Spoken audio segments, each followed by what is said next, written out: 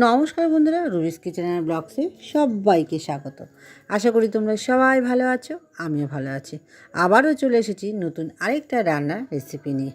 আজকে দেখতে পাচ্ছ একদম ইলিশ মাছ। আজকে ইলিশ মাছের অন্যরকমভাবে ভাপা করে দেখাবো।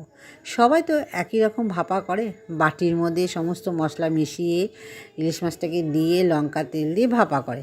আজকে আমি একটু অন্যরকম করে ভাপা করে দেখাবো। অবশ্যই বন্ধুরা, খেতে দুর্দান্ত হয়েছিল।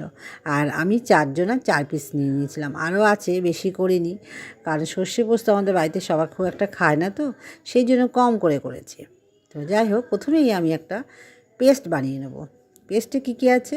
কালো সর্ষে, সাদা সর্ষে, চার মগজ আর পোস্ত, কাঁচা লঙ্কা, 1.5 চামচের মতন টক দই দিয়ে অল্প একটু জল দিয়ে মিক্সচার গ্রাইন্ডে মিক্স করে নেব। নিয়ে পেস্টটা আমার রেডি হয়ে গেছে দেখতেই পেলে। এখন আমি মাছটা 10 মিনিটের জন্য ম্যারিনেট করে রেখে দেবো। হ্যাঁ, তোমরা ভাবতে পারো যে মাংসে ম্যারিনেট হয়, না, মাছেও হয়।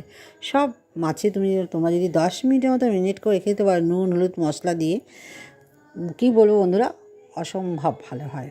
আমার মতন করে একবার করে দেখো। খারাপ হলে পরে তখন অবশ্যই আমাকে তোমরা কমেন্ট করে জানাবে। তো যাই হোক, মশলাটা দিয়ে আমি মাছটা ম্যারিনেট করে রেখে দিলাম প্রায় 10 মিনিটের মতন। আর এখানে যখন আমি মাখছিলাম হলুদটা একটু কম দিয়ে নিয়েছিলাম, কড়াইতে একটু হলুদটা দিয়ে নেবো।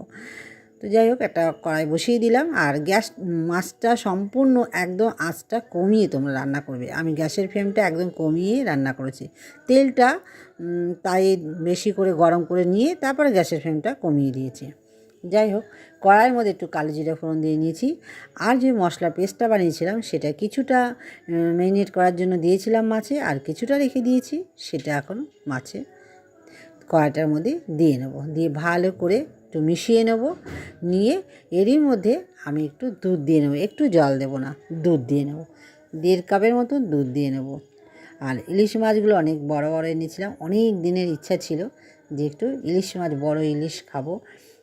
আরেকটু ইচ্ছা আছে, ইলিশ মাছের ভেতরে যে ডিম থাকে, ডিম ইলিশ বলে, সেগুলোও খাবো। ওইটাও তোমাদের সাথে আমি শেয়ার করবো আরেকদিন। তো যাই হোক, ভালো করে দিয়ে দেখো, বেশিক্ষণ কিন্তু কষালে হবে না। আর যেহেতু সর্ষে পোস্ত আছে, বেশিক্ষণ ফুটালে পরে তেতো হয়ে যাবে। এক্ষেত্রে তেতো হবে না, যেহেতু আমি গ্যাসের ফ্লেমটা কমিয়ে রান্না করছি। 1.5 বাটির মতন দুধ দিয়ে নিলাম। দিয়ে দেখো একটু ঘন হয়ে এসেছে। আর একটু লবণ দিয়ে নিয়েছি, যেহেতু ম্যারিনেটে আমি লবণ দিয়ে নিয়েছিলাম, সেজন্য এই ঝোলে অল্প একটু লবণ দিতে হবে। তো একটু তারপর দেখো মাছগুলো আমি দিয়ে দিলাম। দিয়ে এক ফুটান দিয়ে আমি নামিয়ে নেব। খেতে খুব সুন্দর হয়েছিল। অবশ্যই কিন্তু তোমরা উপর দিয়ে একটু সর্ষের তেল দিয়ে নেবে। এরকম সর্ষের তেল দিতে খেতে ভালোই লাগে। যাই হোক, আমার মাছ ইলিশ ভাপা একদম রেডি নতুন পদ্ধতিতে।